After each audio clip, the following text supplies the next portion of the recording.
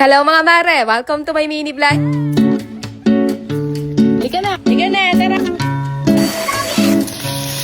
Morning mga mare! Papakita ko sa inyo yung taniman namin. Nagtatanim-tanim na rin kasi kami dito sa may kabilang bakod. Sumisibol na. Liga na, tara! Baby, let's go! Liga na, tara! Tingnan natin ang ating mga tanim. Sayan. Sayan mga mare. Magtatanim-tanim na si Maring Rodaline. 1, 2, 3, 4, 5, 6, 7, 7. Ayan mga mare, oh. Sumisibol na. May sisibulan na sila, oh. Ayan. Oh. So ano na to mga mare? Iba't ibang mga pananim. Talong, okra, labanos, mustasa, pechay, may pipino din yata. Iba-iba na yan. Ito, talbos ng kamote ito, no, baby? Probinsyano ng Manila boy, oh. Nagadilig na lang ng pananim si paring JR. Excited na ako na ano to, tumubo. Tapos mamimitas-mitas kami dyan ng mga bunga. Anak, baka matapakan. 1, 2, 3, 4. So, itong kabilang lote na to mga mare, itong katabi ng bahay namin, nakuha na rin namin to, pang last month, nabili na rin namin. Kaya yan, pagtataniman namin para hindi naman sayang yung space. Katas pa rin ang pagbablog at pag-affiliate natin yan. Same lang din yung lot area nito dun sa bahay namin. 238 square meter. So malawak-lawak na taniman pa yan. Diba? Medyo malawak-lawak pa yan. Kaya meron na rin kami puno ng saging dyan. Ang dami. So magtatanim-tanim na tayo kasi ang mahal ng mga gulay ngayon. Grabe. Nung huli pa malengke namin, grabe ang mahal ng gulay. Halos tumoble yung presyo. Kaya magtatanim-tanim tayo ng makatipid naman.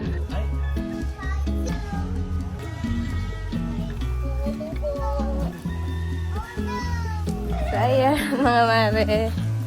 Diba? Sana lumago na at nang makapamitas na ng mga sariwang gulay. Tara na baby. So yun lang, dito lang yan sa tabi ng bahay namin. So yan, yung magkatabing lote. Tapos andun pa yung isa sa kabila. Yun, yung kabilang bakanteng lote na yun. Nakuha na rin namin yun. So after namin magdilig-dilig ng mga pananim mga mare, tatapusin ko lang din muna yung revision ko sa isang endorsement ko kasi meron kailangan i-revise. So kailangan ko daw ma-send yung revised draft before 12 noon. Kaya tatapusin ko lang muna bago ako magluto-luto. Minor revision lang naman mga mare, voice over lang naman. Konting bago lang sa voice over, then okay na.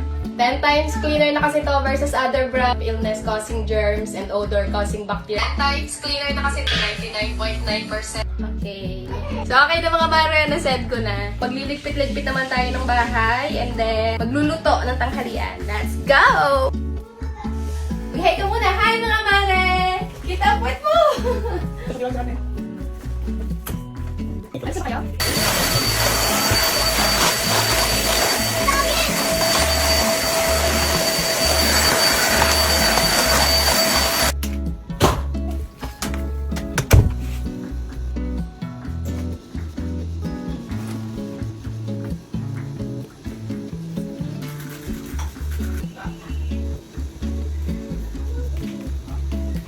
Dahil mga mara, di ba kaka-unboxing lang natin kahapon? So ito, meron na naman ulit mga bagong dumating.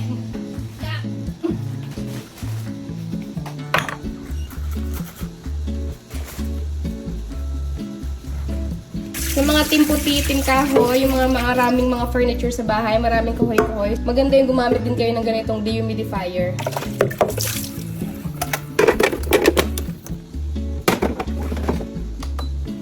So para iwas molds or amag sa bahay, gumagamit kami ng ganitong dehumidifier. Sa mga nagtatanong paano ko doon na-maintain na hindi nagkakaamag yung bahay. So bukod sa masipag din talaga ako maglinis araw-araw, magpunas-punas, ito gumagamit kami ng ganitong dehumidifier. So yan ay nag-absorb ng excess moisture. So kung bet nyo rin mga mare, lalagay ko na lang din yung link dyan sa comment section. So diba? Nambudol pa!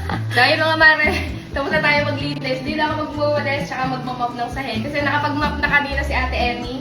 Tsaka nakapagwalis na rin. So, siya yung nakakatulong ko ngayon sa paglilinis-linis dito sa bahay. So, yung mag-ama yung tatlo, yung panganay ko, yung batang maliit, tsaka yung asawa ko, is umalis muna saglit kasi kailangan magpa-medical daw ng panganay ko para sa scholarship niya para sa college. Tapos si Ate Emmy is nagpaalam lang muna saglit kasi meron daw siya kailangan kunin sa school. So ako lang yung nandito ngayon, tsaka yung lolo't lola ko andun sa kwarto nila. Ang tahimik ng bahay. Si ate naman nasa school, pumasok na. Ang sarap namnamin ng katahimikan. Diba? Parang peace. Mamaya, pagdating naman ngayon ako, kagulo na naman kami dito sa bahay. All clean na ulit ang bahay ni Maring Rodeline. Diba? Sarap sa feeling kapag malinis ang bahay. Nakaka-relax. Nakaka-clear ng utak. Luluto-luto muna tayo ng tanghalian kasi magte-10 na. Magte-10 na ng umaga. So, kadalasan, nagsistart na talaga ako magluto ng 10 a.m. para 11 to 11:30, makakakain na kami ng tanghalian. For the vlog na tayo talaga, no? Vloggerist na talaga. So, ang menu natin today, mga mare, is ginisang kalabasa. Kahapon, isda na kami. Ngayon is gulay naman. Tayong sigarilyas, sita, okra, patay. Okay.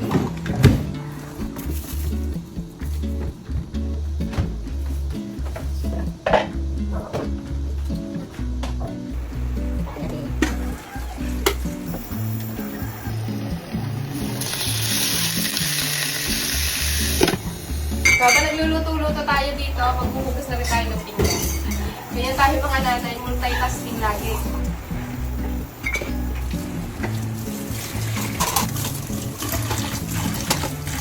Ang sabar dito.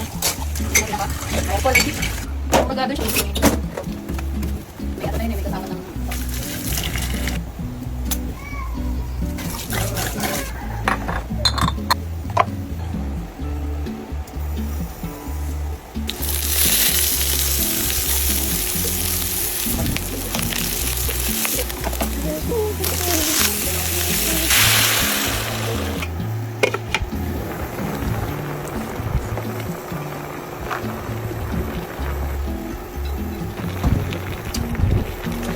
Sabi mo kanina.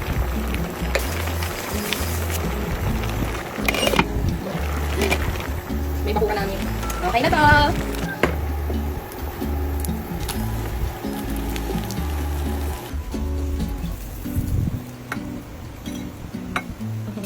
Tuyo!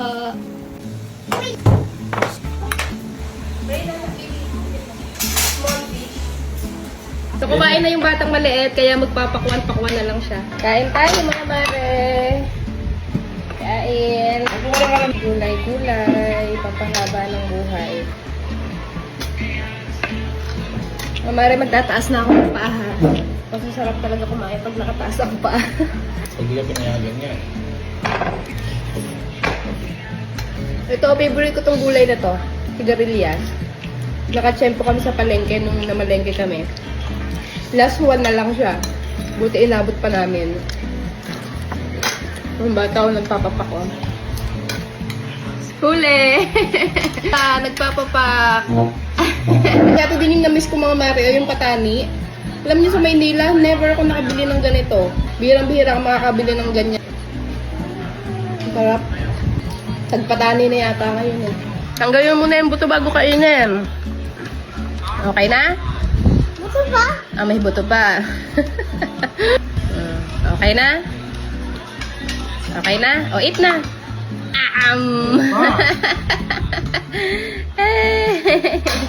Sabi ko, tanggalin mo yung buto, tutubo yan sa tiyan mo. Tama na yan, last na yan ha, nakatatlo ka na. Parang, 4 lang. 4, kailangan. Hindi daw 3, kailangan 4 daw. So, magsisix na ng hapon ngayon mga mare. After namin kumain kanina ng tanghalian, naligo lang ako. Tapos nag-shoot ako ng promotion. Ito yung dumit kanina. Na-post ko na rin. Bale, 2 promotion yung nagawa ko. And then ngayon naman, magsa-start na ako mag-edit ng vlog natin para ma-post ko rin mamaya. So, ayan, medyo madilim na kasi nga magsisix na ng hapon. So, ayun lang naman mga mare, yung mga kaganapan ni Maring Rodeline ngayong araw. Sobrang busy, pero kasanayan na rin. Sanayin na tayo sa ganyan. See you na lang ulit sa susunod nating vlog mga mare. Maraming salamat sa panonood. Ingat kayong lahat mga mare. Bye!